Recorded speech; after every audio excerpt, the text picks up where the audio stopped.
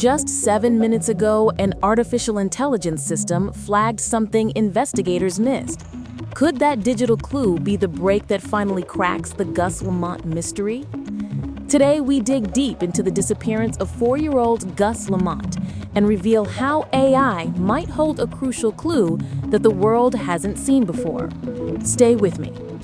Hey everyone, welcome back to True Crime Revealed. If you're new here, I'm Investigator Dyke, and today we're exploring one of Australia's most haunting missing child cases. This one has twists, silences, and possibly an AI breakthrough you need to hear about. Let's get into it. Gus Lamont was just 4 years old when he vanished on September 27, 2025, from his family's property at Oak Park Station, a remote stretch of land near Yunta, South Australia. That evening, sometime between 5 and 5:30, his grandmother saw him playing near a mound of dirt. And then, he was gone. No sounds, no cry for help, just silence. What followed was one of the largest search operations in South Australia's history. Ground teams, helicopters, drones, cadaver dogs, even thermal imaging. Every inch of that harsh terrain was combed over and over. And yet, the only trace found was a single, small boot print. No footprints leading away, no dropped toy, no clothing, nothing else. Days turned into weeks, and despite hundreds of searchers, there was no sign of Gus. No confirmed sightings, no trail, no explanation, only questions that grew heavier with time. But now, months later, a breakthrough may have surfaced. Not from the bush, not from a witness, but from a line of code. Artificial intelligence scanning archived drone footage, satellite imagery, and search data has flagged something investigators might have missed.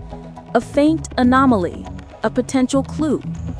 Could this digital discovery be the missing thread that finally unravels what happened to Gus Lamont? Let's look closer. 5 to 5:30 p.m., September 27, 2025. Gus is seen playing near a small pile of dirt outside his family's home at Oak Park Station. His grandmother keeps watch from a short distance away. Then, in a moment that lasts only seconds, he's gone. Shortly after, the family searches the immediate area, calling his name, checking nearby sheds, water tanks, even the property dam. When there's still no sign of him, panic sets in. Police are called, and by nightfall, a full-scale search is underway. Within the next 24 to 48 hours, authorities launch one of the largest search operations in South Australia's history. Hundreds of volunteers, police officers, and SES workers comb the rugged land. Drones, helicopters, heat sensors, all deployed. The terrain is brutal. Open paddocks, dry creek beds, and thick scrubland that stretches endlessly. In the first few days, search teams discover a small footprint in soft soil, a child's footprint believed to match Gus's shoe size. It becomes the only physical clue found, but no trail connects to it, no other prints lead away, just one. By the following week, despite thousands of man-hours and statewide attention, the official ground search is scaled back. No new evidence has surfaced. The media coverage slows and speculation starts to take over where facts end. By mid-October, police shift their approach. They expand the search beyond Oak Park, following the possibility that Gus was taken or wandered far beyond the original perimeter. A criminal investigation quietly begins alongside the missing person case, and now ongoing. The task force remains active. Detectives re-interview witnesses, recheck evidence, and now, with new technology, feed every piece of archived drone and satellite data into artificial intelligence systems. The goal? To see what the human eye missed. So far, there's no confirmed resolution, no closure. But what that AI recently detected, just 7 minutes ago, might finally give this cold case a pulse.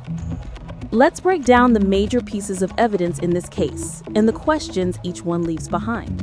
The child's boot print, the single haunting clue. One small print found in soft soil near the search area, believed to match Gus's shoe size. But here's the problem. It leads nowhere. No follow-up prints, no pattern showing a direction, no visible drag marks or depth to suggest whether Gus was walking, running, or carried. So the question becomes, why only one?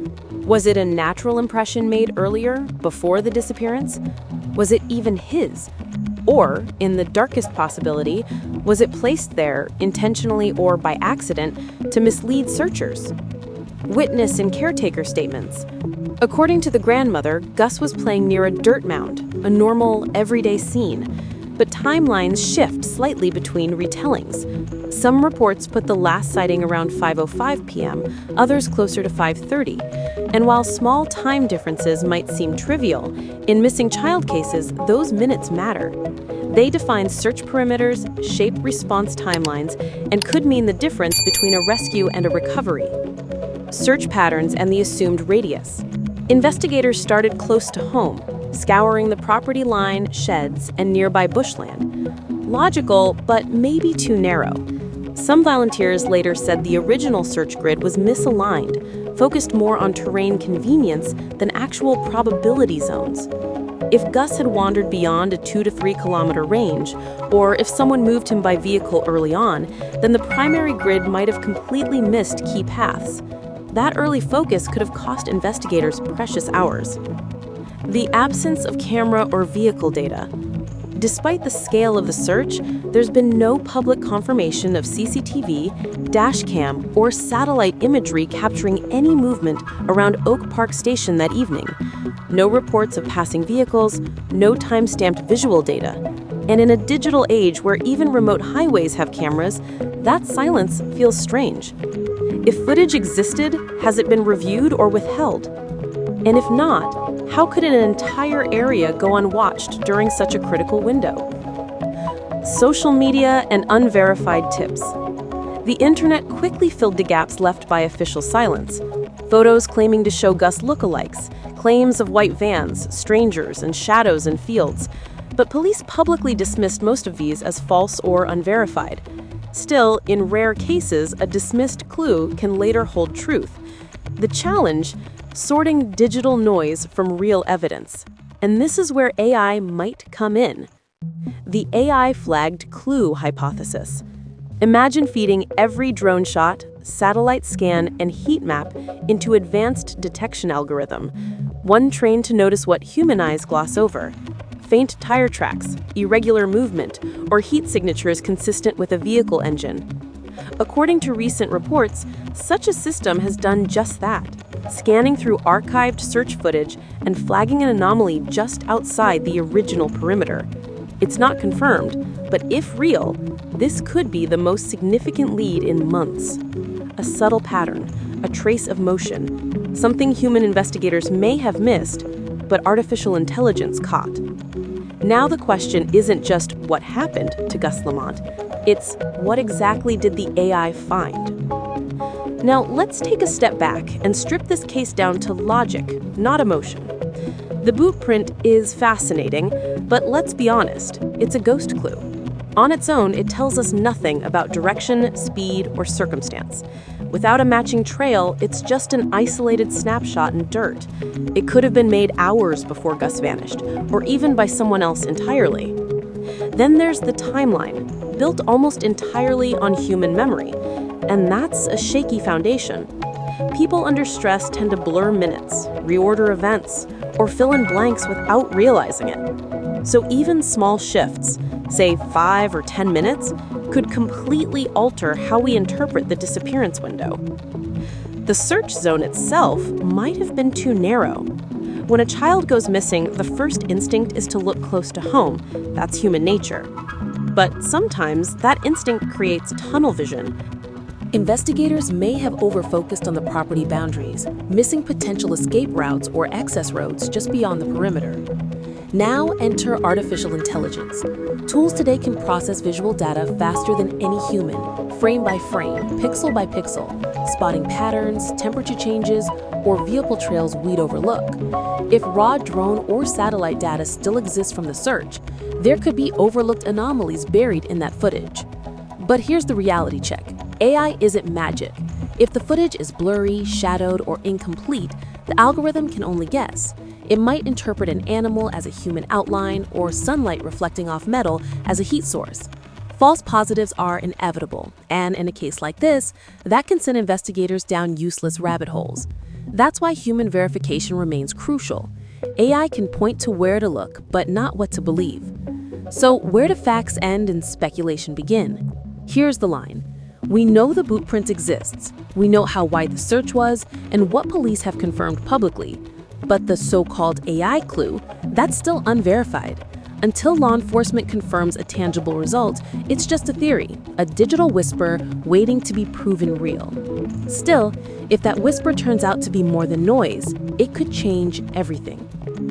At this point in the case, we can only piece together what's possible, not what's proven.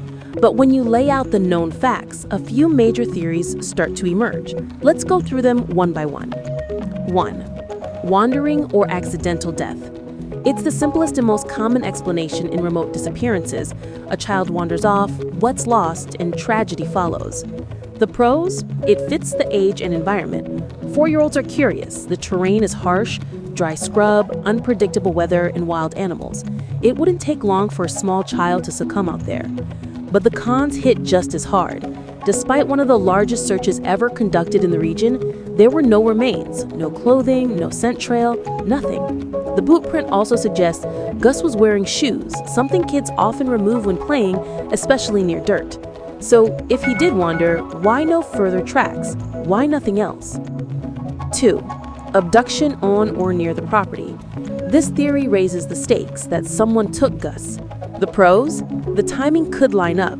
His grandmother turned away briefly, the property is remote, and the lapse in supervision may have created an opening. If an abductor was familiar with the area, they could have slipped in and out unnoticed. But the cons are glaring. No confirmed sightings of a suspicious vehicle, no tire marks or camera evidence have ever been made public. And this isn't an area where you'd expect a random passerby. It's isolated, hard to reach, and heavily patrolled after the fact. Whoever could have done this would need planning, familiarity, and precision. 3. Inside knowledge or familiar perpetrator. It's an unsettling idea, but in many cases like this, investigators do look close to home. The pros? Someone who knew the property could navigate it easily, avoid detection, and even manipulate the search's direction. They'd know where the land dips, where cameras don't reach, or where vehicles could park unseen. But the cons? As of now, police haven't named or accused anyone publicly. There's been no official suggestion of family involvement or known associates. Without credible leads or evidence, it remains speculative and deeply sensitive. 4. The AI-related anomaly theory, the digital trace. Here's the new contender, and arguably the most intriguing. The pros: artificial intelligence can detect patterns too faint for the human eye. Tire imprints invisible in daylight, temperature shifts missed on original heat scans, or movement caught only in the background pixels of drone footage. If AI flags something outside the main search zone, that could explain why previous sweeps came up empty. But the cons: we don't yet know what the AI found or if it's even real. The algorithm could be misreading shadows or random heat distortion. Until data access is confirmed and verified, this theory sits in the speculative zone, fascinating but unproven. 5. Misplaced or planted evidence. And then there's the wild card, that the only physical clue, the boot print, might have been staged or misread. The pros: it could explain why no other matching evidence surfaced. If someone wanted to throw searchers off, a planted print could easily redirect resources. But the cons make it unlikely. It would require motive, opportunity, and access to the area before police locked it down. Not an easy feat. And that kind of deliberate deception would push this case into deep, deliberate foul play. Each of these theories fits part of the puzzle, but none explain everything. And that's what makes this case so haunting. Every answer just opens another question. Which brings us to the heart of it all, the gaps. The things no one's been able to explain. These are the questions that linger, and they matter because each one targets a blind spot in the case's foundation. Why only a single boot print? That's the first and most haunting gap. If Gus truly walked or ran off, there should have been a trail, more prints, drag marks, vegetation shifts, or even partial impressions on softer soil. The fact that only one isolated print was found raises possibilities no one wants to say aloud. Contamination, misplacement, or even fabrication. Without matching pairs, direction, or distance, that print exists in a vacuum, a clue without a story.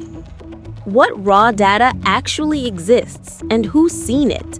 Drone flights, thermal imaging, satellite sweeps, they all happened, but very little of that material has been made public. Was every frame re-examined pixel by pixel using modern AI enhancement? Or were initial reviews considered good enough at the time? Technology has evolved drastically in just months. Even subtle temperature or texture differences could tell a new story now. Vehicle activity between 5 p.m. and 7 p.m. That 2-hour window is the heart of this case. The family property sits near remote tracks, but even one vehicle passing could mean everything. Did anyone check for dust trails visible from nearby road cameras or satellite passes? Were there tire marks that later vanished due to wind or rain? Unseen witnesses. Remote doesn't mean deserted.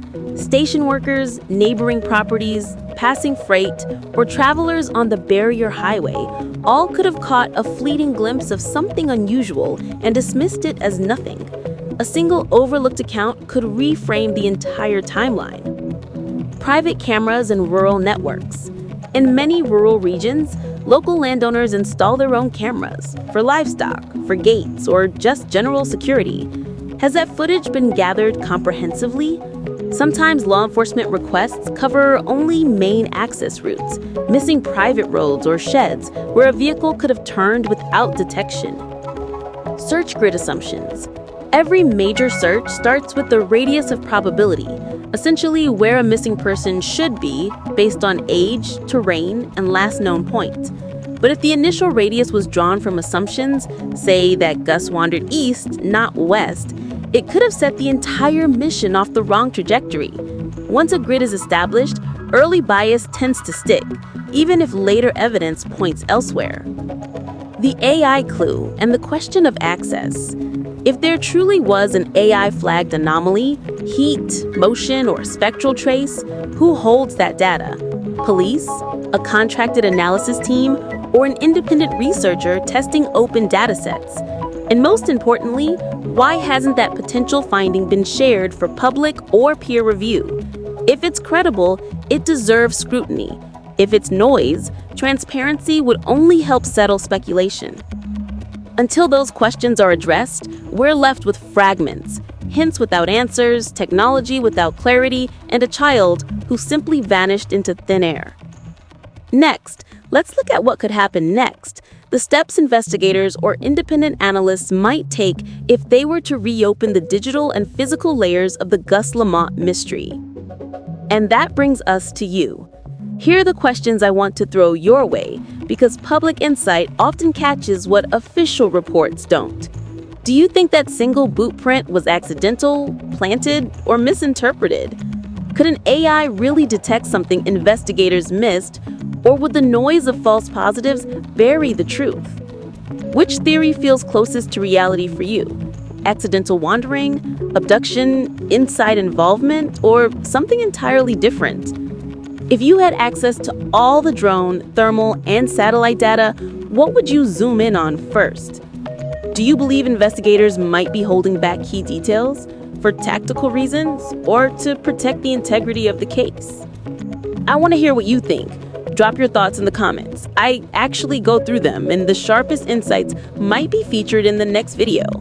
Sometimes it's the collective mind that cracks what a single perspective can't.